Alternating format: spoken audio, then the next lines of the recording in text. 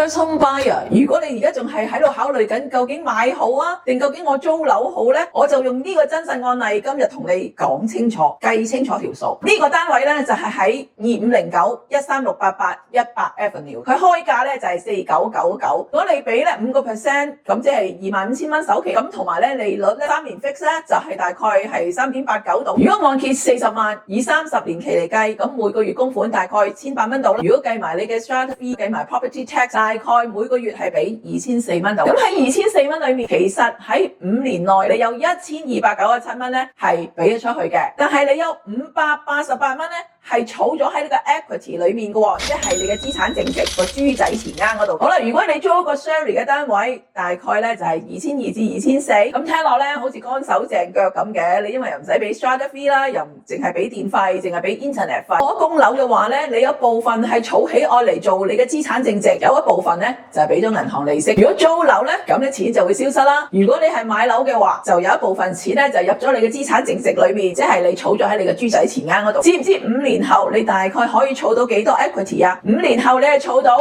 38,000蚊喺你個豬仔錢罌度啊！長遠嚟計，唔係話你供咗幾多，係儲咗幾多喺個 equity 度。但係我要同你哋講清楚喎，唔係個個人都適合買，有3類人係唔適合買。一就係佢哋唔會永遠留喺加拿大啦。第二種就係受唔到壓力。第三種咧就係根本佢收入咧係唔穩定。如果你係 first home buyer， 而家未必係最平嘅時候，但係咧係一個最易入場嘅時候啊！嗱，講到呢度咧，我哋事不宜遲啦，我哋睇下呢個單位究竟有咩優點先。我哋睇下呢個2509，咁呢個開價4999嘅單位。嗱，入到嚟嘅單位嗰度，我哋睇到呢個廚房都好闊下，佢哋係用緊電爐、微波爐都係包喺上面，個 fridge 咧都好大嘅。咁啊，儲物空間好多喎，你睇下都有幾多櫃桶。咁入到嚟客廳咧，嗱呢個位咧就係放你嘅餐台，其實可以放6個人嘅，但係佢而家就放咗4個人嘅餐台。呢度有少少位，其實你可以做一個櫃或者係做一個釘咁放個書台都 OK。嗱，你睇下個客廳幾闊大，完全可以放一個3座位嘅 sofa 喺度，嘆下世界。出邊個景啊，全部都係山景。呢個就係主人房啦。你睇下兩邊窗啊，幾光猛。佢可以放呢個 queen size bed， 咁啊可以放兩邊嘅 nightstand。呢個就係 second bedroom 啦，你睇下啦。嗱，佢放咗一個 queen size bed 之外咧，兩邊咧都可以放床頭櫃噶，幾大幾正。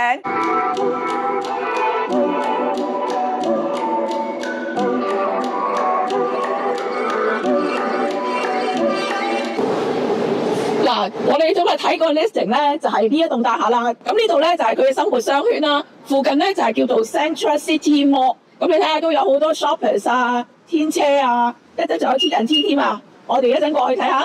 成我入到嚟商場咧，可以見到嗱，有銀行啦，有賣咖啡飲嘅地方啦。個商場都好大㗎，其實有賣啲小店啊咁樣啦。我哋睇下你哋平時禮拜六、禮拜日可以喺嚟呢度 hea 咧，都幾開心㗎。哇，有 TNT 啊！我順心喺度買埋餸先走啊！